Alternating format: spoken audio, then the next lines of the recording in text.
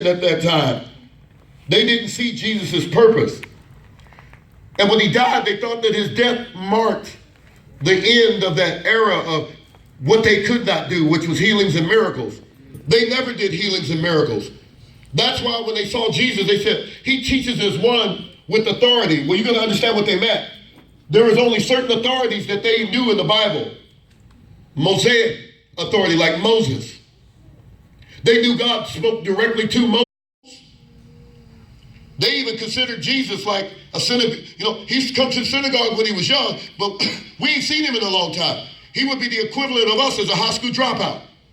They'll expect nothing from us. They didn't expect anything from him. Can anything good come out of Nazareth?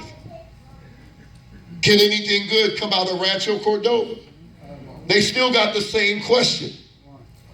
See, they mocked him. They spit on him. They beat him. They put him on the cross, and for 6 hours, he hung there. And here's the crazy thing, that as I began to study more, I was like, listen, God, I want something that I haven't heard before, something that could put things in perspective for me and the church. He said, well, we know that for 6 hours he was on the cross, but watch this. He also had to go through 6 trials. 6 is the number of man. He did all this for man. Thank you, Lord. And when we don't know enough, then we don't show enough. And I'm talking about love and obedience. He went through 6 trials, and they still couldn't condemn him. He had to go through 6. Finally, Pilate had Jesus whipped, not because he wanted to. He said, I didn't see nothing wrong with him, but because the religious people wanted something done so bad. Isn't it a shame that when we come to church and somebody does something to us, it's us, the ones that are supposed to love God and understand forgiveness, that wants the most damage done to the person that hurt me.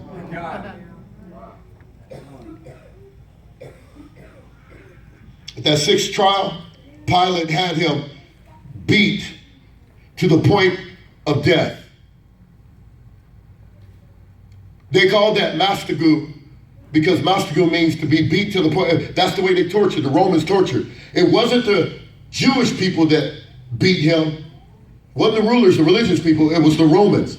That's why I said Jesus was whipped more than 39 times, because Romans beat you to the point where you're almost dead.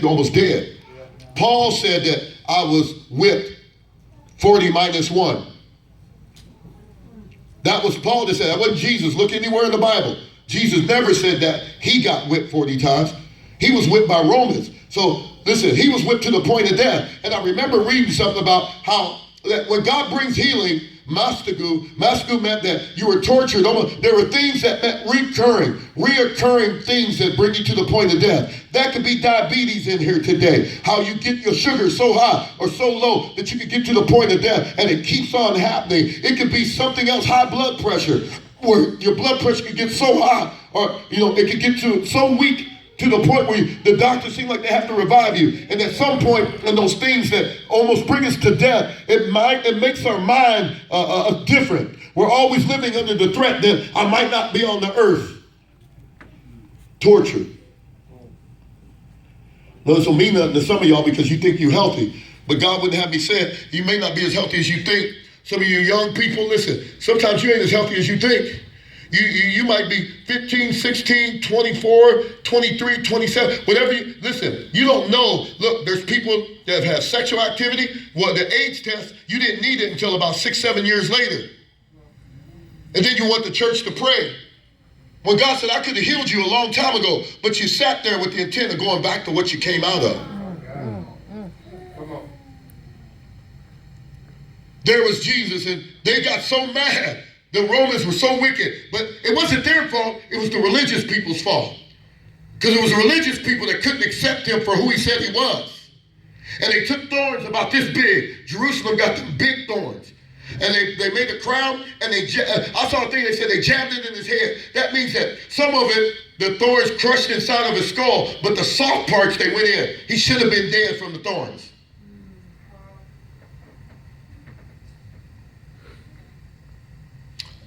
On top of that, they said that his lungs and his back was so wide open that he said that this is what he sounded like if he said something else. He'd be like, if he said, I love you, he would be like, like that, because his lungs were exposed. But even at that time, bleeding out, they put a beam on him. And the beam that the Romans made you carry, not the way Jesus carried, normally you just had to go a short distance. The beam they would give you depended on your weight. Come on. It depended on your weight. If you weighed 100 pounds, they make you carry a 200-pound beam. You know what? They made Jesus carry one, they said, over 300 pounds. Up a slight graded hill. Half dead. That's insane, isn't it? He knew this was going to happen. It was rehearsed in heaven. How do you know, Pastor? Because in Revelation 13, it says that Christ was slain before the foundations of the world. So God already showed him how this thing was going to play out, so that when he was there, the human side of him would still be able to trust God. That once I serve your purpose, God, I'm coming back. You better hear me, because some of us need to know tonight that you've got to have a relationship with God, that you know no matter what you go through, that you're going back to God when it's all said and done. That's why you're not afraid to lay your life down for what you believe. Or at least, lay the bag down or something. Lay the bottle down. Lay the pipe down. Something. Because this is serious business. We're talking about eternity, my friend. This ain't no joke. This ain't no game. You don't get to come in and play games and then go home and think like God ain't watching. God already knows the next move we're going to make. He already knows, Gerald, you can preach your heart out, but I know the people that are going to go home and they ain't going to make a move. They're going to make it personal about you and miss me. Come on. Because that's what rebellion does. It just kicks against the gold. Oh, I just said something. You know how Paul said they kick against the gold? Did you know my name in Hebrew, Gerald, is gold? That's for free. It's not in my notes. I just want to let y'all know, you can kick against me, but eventually you're going to see that this was the best thing, because I'm the voice you're going to hear. He chose, listen, I get the privilege, my wife and I, to be your pastors.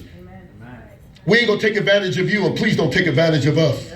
Let's get to the point where we put away childish things, and that God knows that we're at home handling our business the way we should be handling our business. Can you say amen? For a half mile, he walked up the hill with a tremendous beam on his back. You just saw in the video, up on the hill, they left him out there. Jerusalem is hotter than Rancho in the summer. Just left him out there. Nothing to drink. Torture. Bleeding, flies and everything probably around there, and gnats, and just beaten so bad you can't feel nothing except you're slipping away.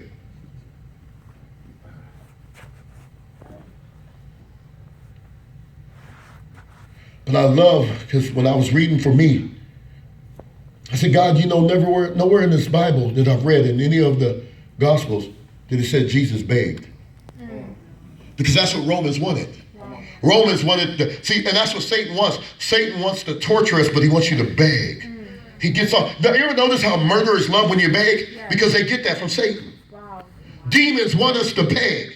They want us to beg for mercy. Isn't it funny? They want us to beg for mercy, but God said, I'll die for your sin and give you mercy. Come on. Thank you, Lord. Jesus didn't beg, and he never did and never will, and never should we. Why? Because he knew that his suffering was going to accomplish a love story that never could be duplicated again, because God himself is the author and the finisher of it.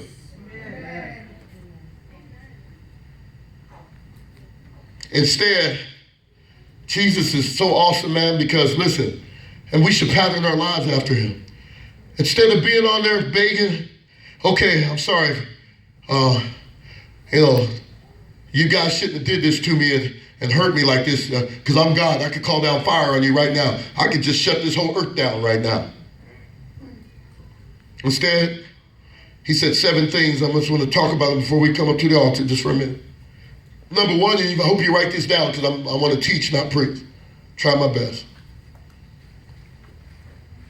I told my wife, my nose I couldn't, you know how when you had tears and stuff, I was like, man, when I'm doing this, man, I was just broken inside because I'm thankful, man, because I remember where me and Gail were.